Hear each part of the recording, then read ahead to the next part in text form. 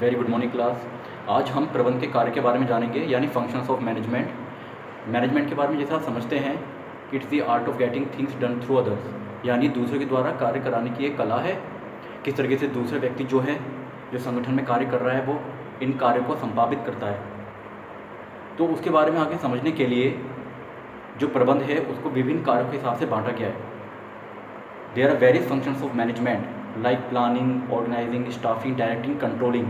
ये 5 सबसे most important और जो मुख्य इसके कार्य हैं वो यहाँ पे दिए गए हैं। जो प्रबंध है बेसिकली वो एक तरीके की शैली है, एक स्टाइल है जो डिफरेंट अप्रोचेस के अनुसार काम करता है, और वहाँ पे आपको जितने भी कार्य करने के जो एक्टिविटीज़ हैं उनको डिफरेंट फंक्शंस या रोल के हिसाब से क्या किया गया है, डिवाइड किया गया है। तो जो 5 फंक्शन यहाँ पे आपको बताए गए हैं वो आपको बताना चाहूँगा। पहला फंक्शन है इसमें प्लानिंग, यानी नियोजन। देखिए क्लास, किसी भी कार्य को करने के लिए अगर संगठन के हिसाब से अगर देखा जाए, किसी फर्म के हिसाब से अगर उन्हें नए उत्पादन का निर्माण करना है, प्रोडक्शन कैपेसिटी इंक्रीज़ करनी है, कोई ऐसी चीज़ अपनानी है जिसके बारे में वो पूर्वानुमान लगा सकते हैं, या किसी चीज़ का फोरकास्ट करना है, प्रिडिक्ट करना है, या कौन सी उन्हें व्यू रचना, स्ट्रेटेजीज या प्लान्स निर्मित करने हैं आगे उस काम को पूरा करने के लिए, तो उसके लिए प्लानिंग का सहारा लिया जाता है। Planning is actually deciding in advance what is to be done in future.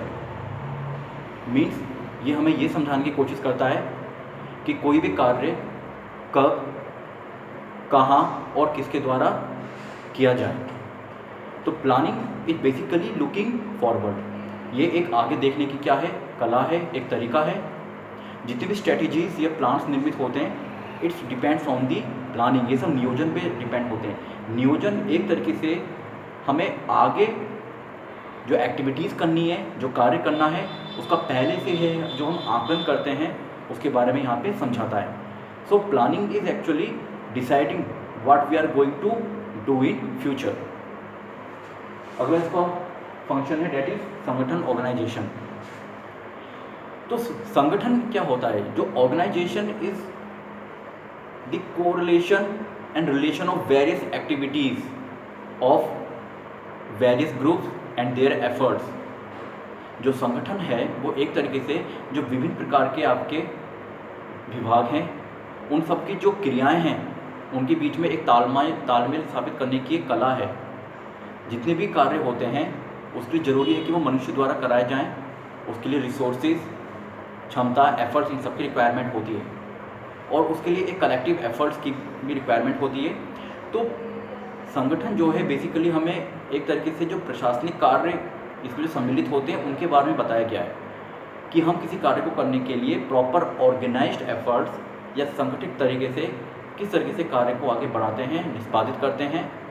तो उसके लिए ज़रूरी है कि यहाँ पे हम लोगों के विचार, उनके एफर्ट्स, उनकी क्रियाओं और जितने भी रिसोर्सेज हैं किस तरीके से उनका संपादन किया जाए, निष्पादन किया जाए, जिससे कि जो बिजनेस है उसके ऑब्जेक्टिव्स और उसके जो उद्देश्य हैं, गोल, वो अचीव हो पाए। तो यहाँ पे एक तरीके से हम ऑर्गेनाइजेशन के हिसाब से हम एक तरीके से हायरार्की के बारे में बात कर रहे हैं कि किस तरीके से किस व्यक्ति द्वारा कौन सा कार्य किया जाएगा और किया जाना चाहिए। अगला है आपका निर्देशन यानी डायरेक्शन। जो डायरेक्शन है, direction is basically directing the all the activities in A proper channel. यानी अगर आपने सब कार्यों का एक प्रणाली बना ली है, एक प्रोसेस सिस्टम के अनुसार आप काम कर रहे हैं, तो it is necessary you must issue orders and instructions. Direction actually means how you going to channelize those activities into a particular direction. किस तरीके से आप उन क्रियाओं को उस डायरेक्शन में या एक पाथ पर ले जाएंगे। तो किस तरीके से आप ऑर्डर्स और अपने इंस्ट्रक्शंस जो हैं, निर्देश अपने जो सबॉर्डिनेट्स हैं उनको इशू करेंगे, so they are motivated to do the work. तो direction is all about of issuing orders and instructions to the lower level.